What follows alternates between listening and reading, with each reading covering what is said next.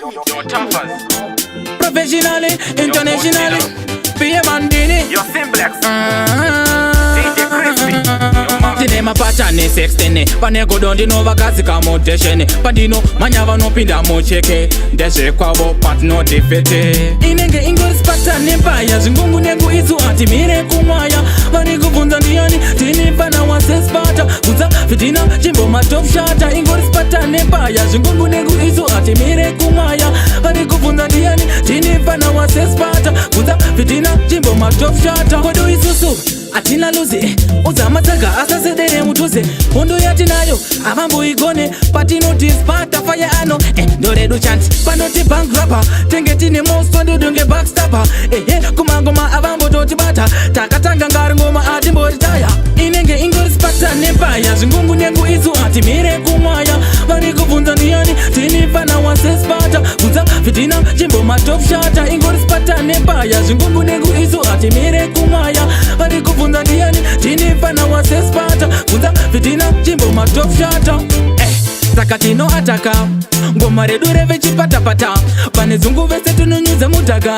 iri hondo nefuti takapakata professionale varivunduka ndapinda bete iri pachispata pese patinosvika tinosiya tatamasha varivunduka vandomoka vanopanika vanasika adisbata newtange ingorispata nempaya zvingungu nengu isu ati mire kumwaya vari kubvunza ndiyani tinifana wasespata bvunza fitina chimbo matop shata ingorispata nempaya zvingungu nengu isu ati mire kumwaya vari kubvunza ndiyani tinifana wasespata bvunza fitina chimbo matop shata kodo isusu atina luzi uzamatsaga asasedere mutuze hondo yatinayo avamboigone